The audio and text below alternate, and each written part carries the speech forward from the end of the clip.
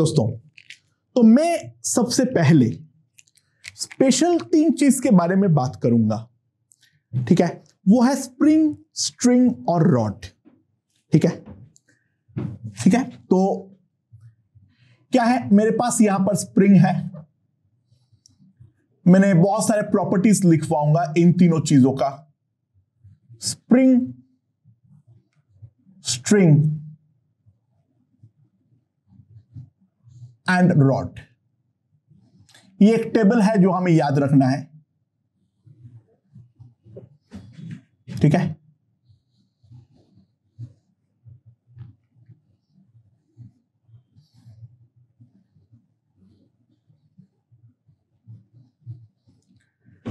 Okay. सो पहला property है पुल। पुल कौन कौन कर सकता है? पुल जो है वो स्प्रिंग भी कर सकता है, स्ट्रिंग भी कर सकता है, रॉड भी कर सकता है। Spring can pull, string can pull, rod can pull. ठीक है, next push. Spring can definitely push, spring में इलॉन्गेशन कॉन्ट्रैक्शन दोनों होता है। String can not push, rod can push.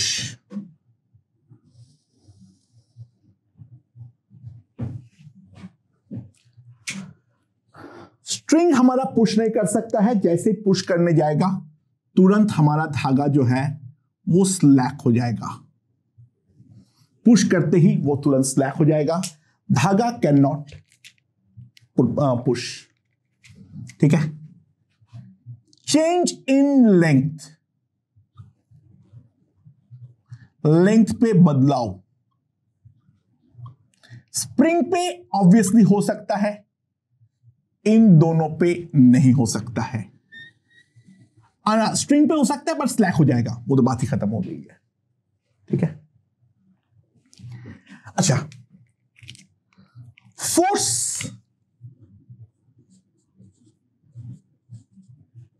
Perpendicular to its length. अपने लेंथ के अलोंग तो हर कोई फोर्स लगाई देता है, अपने लेंथ के perpendicular spring can not, string can not, but rod can. अपने लेंथ के परपेंडिकुलर डायरेक्शन पे फोर्स जो है वो केवल और केवल रॉड लगा सकता है। बाकी स्ट्रिंग और स्प्रिंग जो है वो केवल अपने लेंथ के अलोंग ही फोर्स लगा सकता है, अपने परपेंडिकुलर डायरेक्शन में कोई फोर्स नहीं लगा सकता है। ठीक है, and last is impulsive force.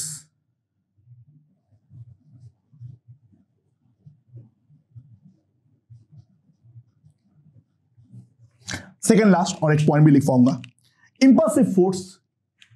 Spring can never provide an impulsive force.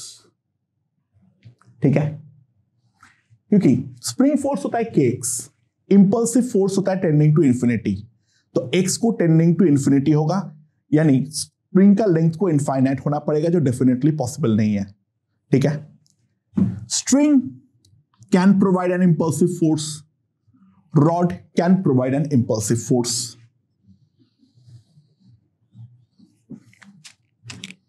ठीक है,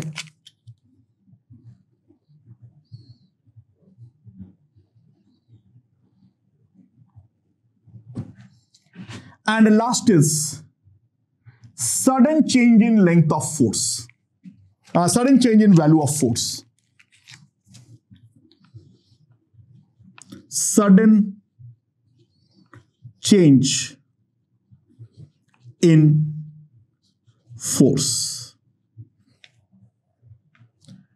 स्प्रिंग जो है उस पर नहीं हो सकता है, के एक्स पे अचानक से बदलाव लाना है, अचानक से, तो स्प्रिंग का वेलोसिटी को इनफाइनाइट होना पड़ेगा, जो पॉसिबल नहीं है। डेल्टा एक्स हमारा फाइनाइट क्वांटिटी है, but delta t tending to 0 है, स्प्रिंग का वेलोसिटी को इनफाइनाइट हो जाना पड़ेगा, वो हमारा पॉसिबल नहीं है। स्ट्रिंग में हो सकता है और रॉड में हो सकता है. So this is a comparative study regarding the string, spring and rod. ये वाला पॉइंट को पूरी तरीके से हमें याद रखना पड़ेगा. स्ट्रिंग क्या कर सकता है, स्प्रिंग क्या कर सकता है और रॉड क्या कर सकता है. आई होप ये वाला चीज हमें यहां पर समझ में आ गया होगा. पुल हर कोई कर सकता है. पुश जो है वो केवल और केवल जो है रॉड और स्प्रिंग कर सकता है, स्ट्रिंग नहीं कर सकता है. लेंथ पे चेंज केवल स्प्रिंग का हो सकता है, बाकी किसी का इनमें नहीं हो सकता है. परपेंडिकुलर लेंथ पे फोर्स वो केवल और केवल रॉड लगा सकता है, स्ट्रिंग और स्प्रिंग नहीं लगा सकता है. इंपल्सिव फोर्स जो है वो हमारा केवल और केवल रॉड और स्ट्रिंग लगा सकता है. हां, स्ट्रिंग में एक पॉइंट है, इंपल्सिव फोर्स जो भी लगेगा वो केवल पुल वाला हो सकता है, पुश तो हो ही नहीं सकता है. रॉड में पुल पुश दोनों हो सकता है. And sudden change in force वो स्ट्रिंग और रॉड में हो सकता है, बट स्प्रिंग में नहीं हो सकता है. So this is a complete table and this table is very very important. Question solving के दौरान हमें ये वाले टेबल पे ध्यान रखना पड़ेगा. I hope that point is understood. अच्छा, क्या नॉर्मल इंपल्स लगा सकता है, इंपल्सिव फोर्स अप्लाई कर सकता है? जी हां, इंपल्स कोई भी लगा सकता है. इंपल्स तो कोई भी लगा सकता है. इंपल्सिव फोर्स नॉर्मल अप्लाई कर सकता है. जी हां, वो नॉर्मल का करस्पॉन्डिंग फ्रिक्शन जो होगा, फ्रिक्शन सेकेंडरी है भाई. देख, नॉर्मल अगर फाइनाइट है तो फ्रिक्शन भी फाइनाइट होगा, ठीक है, नॉन इंपल्सिव होगा. यानी म्यू एम जी वाला जो है, वहीं पे अगर नॉर्मल हमारा इंपल्सिव हुआ तो उसके करस्पॉन्डिंग फ्रिक्शन अगर डेवलप होगा तो वो फ्रिक्शन भी इंपल्सिव होगा. Friction secondary self adjusting force है, वो नॉर्मल पे डिपेंड करता है. Normal finite, friction finite. Normal impulsive, friction impulsive. ठीक है. सो हम थोड़ा सा इंपल्सिव के रिगार्डिंग बातचीत करेंगे. ठीक है. सो देखो, ध्यान दो, हमारे पास एक मासलेस पेन है और यहां से हमें रीडिंग मिल रहा है. This is a massless pen.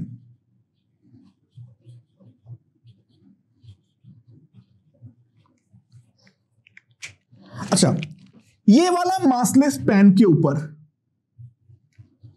छोटे छोटे बॉल्स फेंका जा रहा है from a height of h.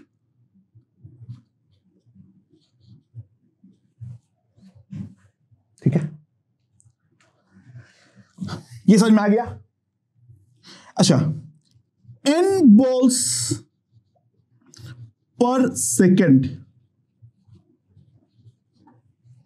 फेंका जा रहा है. तो फाइंड द एवरेज रीडिंग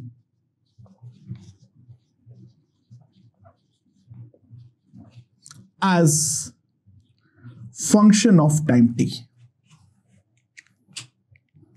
ठीक है. ये एज्यूम कर लेना, balls stick with the pen, balls stick with the pen after hitting, and pen does not move.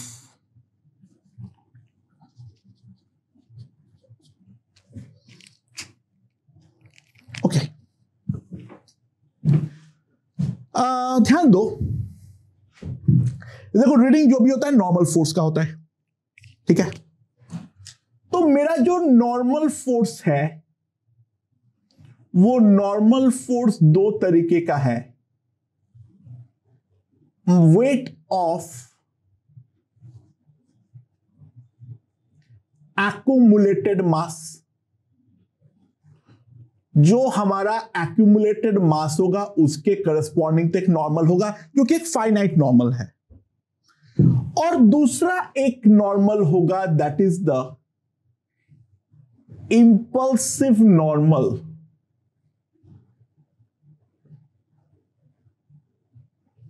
impulsive normal due to change in momentum of ball.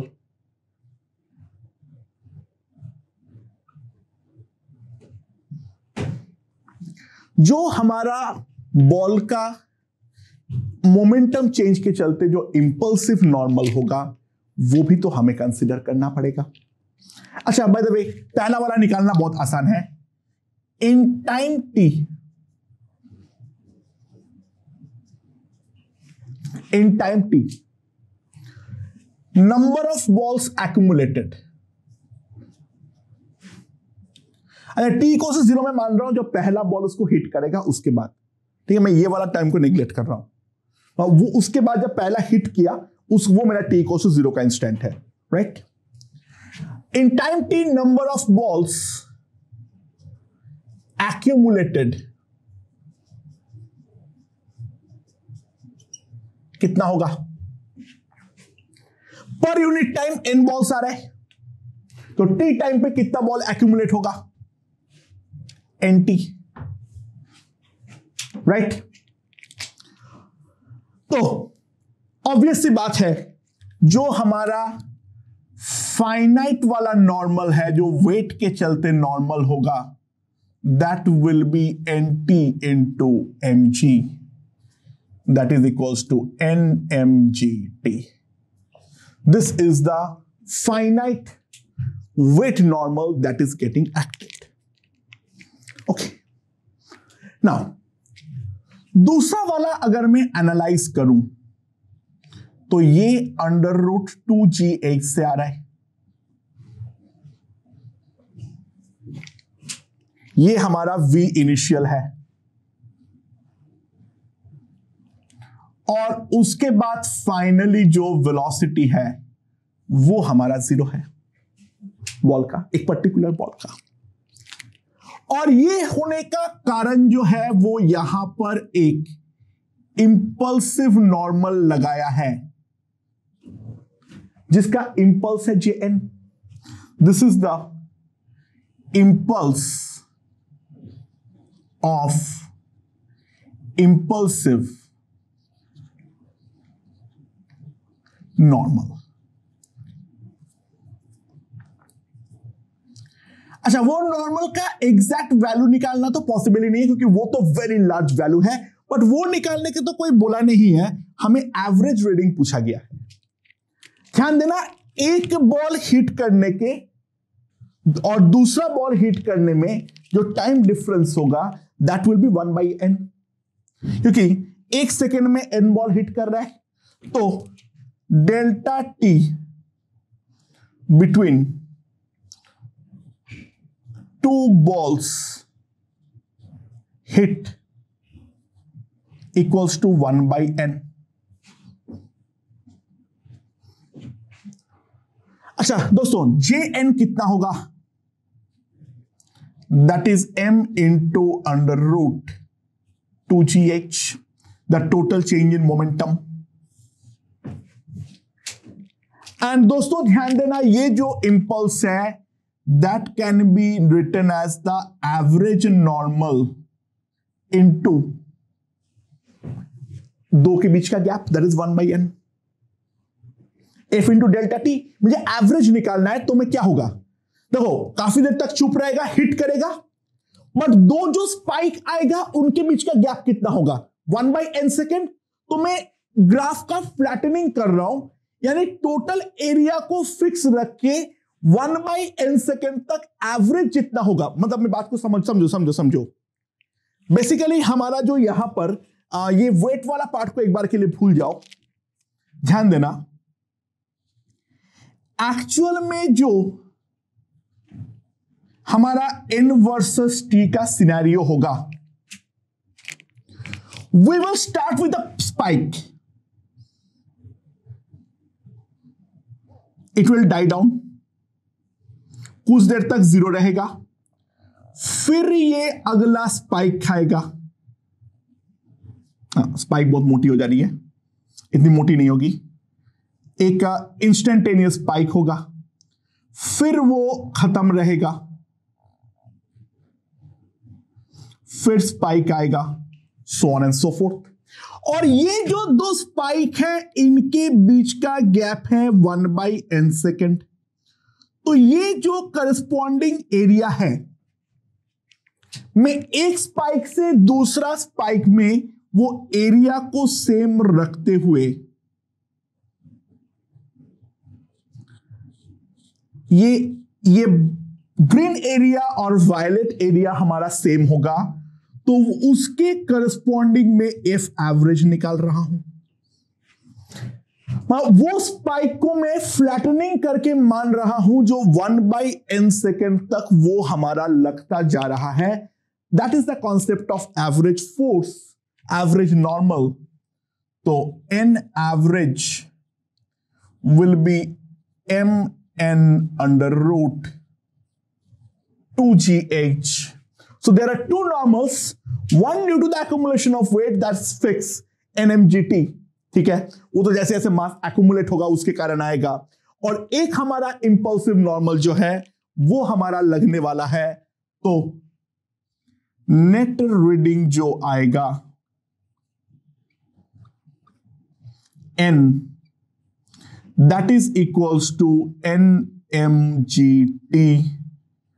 plus mn under root 2gh। हम जानते हैं जो weighing pen है that reads nothing but normal, so this will be the graph। अब this will be the reading। Graph draw करने बोले तो वो भी हम कर देंगे। It will be a straight line जिसका ये होगा हमारा y इंटरसेप्ट, और उसके बाद वो लिनियरली इंक्रीज करेगा। मेरे ख्याल से ये चीज हमें यहां पर समझ में आ गया है, राइट? नॉर्मल का इंपल्स कैसे काम करता है। ओके, सो मैं ये वाले क्वेश्चन का एक दूसरा फॉर्म लेता हूं। क्या है? ये मेरे पास ग्राउंड है और यहां पर एक ऐसे इंक्लाइंड प्लेन है। ये इंक्लाइंड प्लेन जो है वो है एंगल थीटा पे, ठीक है। सो यहां पर एक बॉल है जिसका मास है m, वो इस तरफ v से आ रहा है, ठीक है। Now after colliding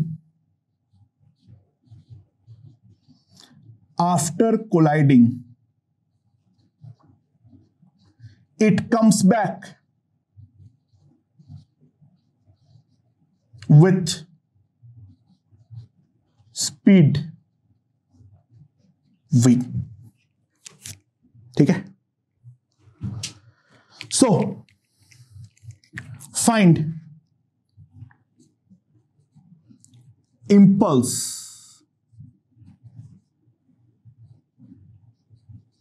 impulsive forces, और उनके इंपल्स भी ढूंढना है हमें, ठीक है। अच्छा, ध्यान दो, मैं अगर इस बॉल के बारे में देखूं, ये वाला बॉल जैसे ही कोलाइड करेगा, ठीक है, ध्यान देना,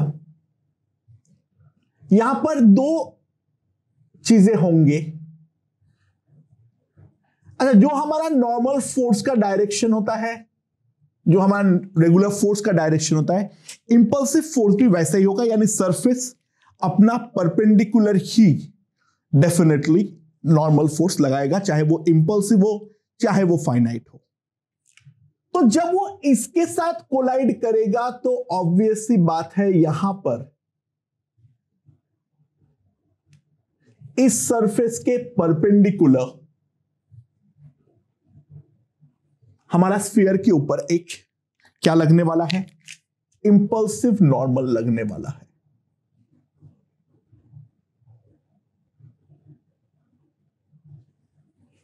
अच्छा, अगर ग्राउंड नहीं होता तो वो टकरा के ऐसे चला जाता इंपल्स के कारण, ठीक है। बट इसको जाना तो वापस सीधा ही है, बैक ट्रैक करना है ऐसे करके। तो ये इस तरफ भागना चाह रहा है, तो तुरंत ग्राउंड जो है वो भी इसके ऊपर ऑब्वियस सी बात है एक इंपल्सिव नॉर्मल लगाएगा JN2। तो यहां पर दो हमारा इंपल्स साइमल्टेनियसली लगेगा, दोनों साइमल्टेनियसली होगा, यह बात ध्यान रखना। इंक्लाइंड उसके ऊपर ऐसे JN1 लगाएगा और ये इसके ऊपर JN2 लगाएगा। ध्यान देना ये दोनों जो है ये हमारा स्फीयर के सेंटर के थ्रू पास करेगा, क्योंकि ये हमारा टेंजेंट होगा और हम जानते हैं जो स्फीयर के लिए radius is always the normal.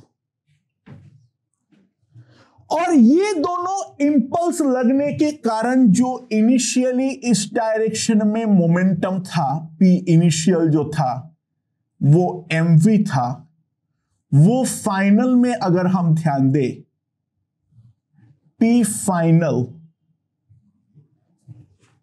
इस तरफ हो गया है। सो हमारा जो मोमेंटम पे बदलाव है डेल्टा P, ठीक है, मोमेंटम पे मेरा जो बदलाव है डेल्टा P वो मेरा कितना है 2mv और मेरा टुवर्ड्स राइट है। वर्टिकल में मोमेंटम पे कोई बदलाव नहीं है। अच्छा, mg का कोई इफेक्ट नहीं है, mg हैज नो इफेक्ट, या फिर वो नॉर्मल का भी कोई इफेक्ट नहीं है जो mg को कैंसिल आउट कर रहा है as delta t tending to 0। Time जिसके लिए ये वाला चीज लग रहा है वो हमारा टेंडिंग टू 0 होने के कारण mg का तो कोई इफेक्ट नहीं होगा। और इन दोनों इंपल्सिव रिस्पॉन्सिबल है ये वाला मोमेंटम पे बदलाव के लिए। तो अगर मैं दो कंपोनेंट पे रिजॉल्व करूं, ये एंगल थीटा है तो ये एंगल भी थीटा है। सो अगर मैं वर्टिकल डायरेक्शन में देखूं, JN1 cos theta that is equals to JN2।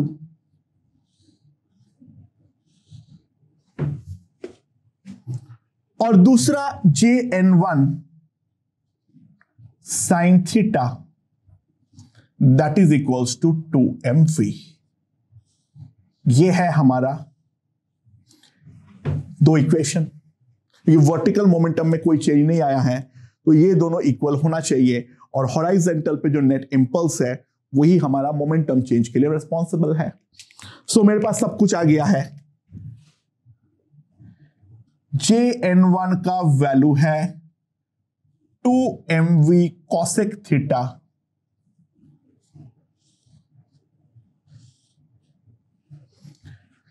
And JN2 is nothing but JN1 cos theta, तो cos by sine, cos by into cosec आएगा तो cos बाई साइन आएगा, तो JN2 जो है that is 2mv cot theta.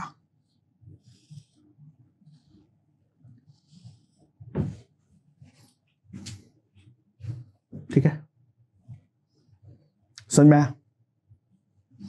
Right. अच्छा, तो यहीं पर और एक क्वेश्चन देखते हैं, आसान सा छोटा सा।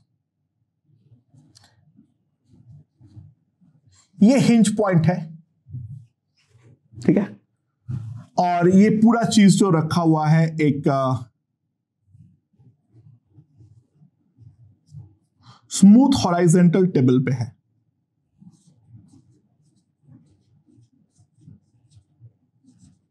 ये पूरा चीज जो है वो एक स्मूथ हॉराइजेंटल टेबल पे है, ठीक है। नाउ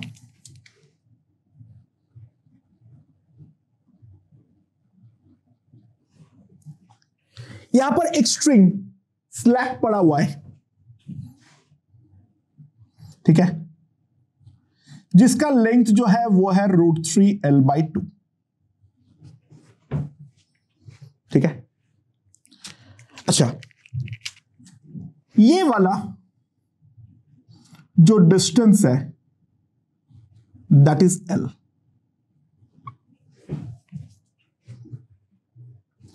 मैंने स्ट्रिंग को इस डायरेक्शन में प्रोजेक्ट किया with a velocity of v not. Smooth है, हॉरिजॉन्टल टेबल है, mg का कोई फंडा ही नहीं है। तो find the velocity of ball just after the string becomes taut।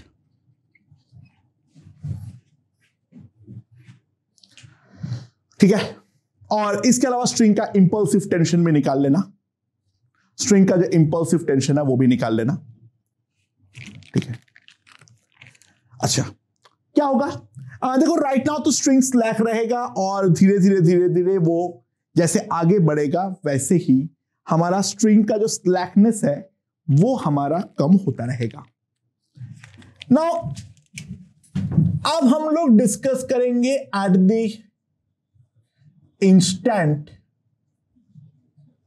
Of taut. Taut किस इंस्टेंट पे होगा, सबसे पहले हमें उस चीज को एनालाइज करते हैं। ध्यान देना दोस्तों, ये अल्टीमेटली स्ट्रिंग जो है वो हमारा इस पोजीशन में आएगा जहां पे बॉल का इनिशियल पोजीशन ये था। ठीक है, ये वर्टिकल लाइन है, ये बॉल का इनिशियल पोजीशन था। ओके, सो ये करके जब यहां पर स्ट्रिंग का लेंथ √3l/2 होगा, दिस इज एल, तो बॉल उस इंस्टेंट पे भी v नॉट से जाना चाहेगा, राइट। एंड ये वाला v नॉट का दो कंपोनेंट है, ध्यान दो, एक ऐसा और एक ऐसा। ये एंगल को अगर मैं थीटा बोलता हूं, this is 90 minus theta, so this is 90 minus theta, this is theta. ठीक है, अच्छा by the way cos theta कितना है मेरे पास? सॉरी क्या पागलपन कर रहा हूं, सॉरी ये 2, अरे ये 12/√3 है, सॉरी यार, सॉरी दोस्तों, तो पॉसिबल ही नहीं है। This is 12/√3।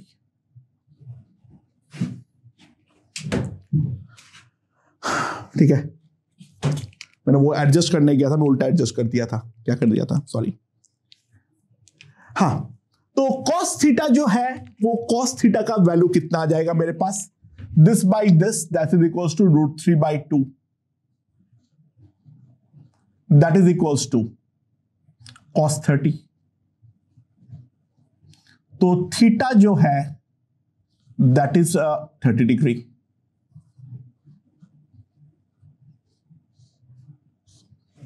ये वाले एंगल पे आने के बाद स्ट्रिंग हमारा वापस टाउट होने वाला है। ठीक है, सो ये वाला v नॉट का दो कंपोनेंट है, एक तो है v not cos 30 that is √3 v नॉट/2 और ये डायरेक्शन पे हो जाएगा v नॉट/2। ना ध्यान दो, जैसे ही ये सिचुएशन क्रिएट होगा, स्ट्रिंग हमारा टाउट होगा, ये v नॉट/2 जो है वो स्ट्रिंग को फाड़ना चाहेगा, तो स्ट्रिंग अपने बचाव के लिए एक इंपल्सिव टेंशन लगाने वाला है, दैट इज JT,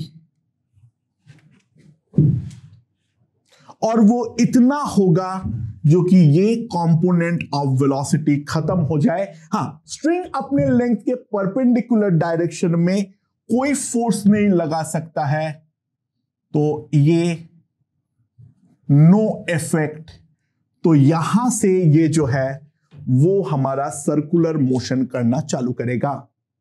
ये यहां से अपना सर्कुलर मोशन करना चालू करेगा। ये बात हमें सबसे पहले समझना पड़ेगा, ठीक है। एक बात तो सिंपल है, जो हमारा फाइनल वेलोसिटी होगा, that final velocity will be equals to √3v0/2। और जो हमारा इंपल्स ऑफ टेंशन होगा, हम जो निकालेंगे impulsive tension, JT, that will be the change in momentum along this, and that will be simply mv0/2। मेरे ख्याल से ये चीज हमें यहां पर समझ में आ गया होगा। I hope so, right.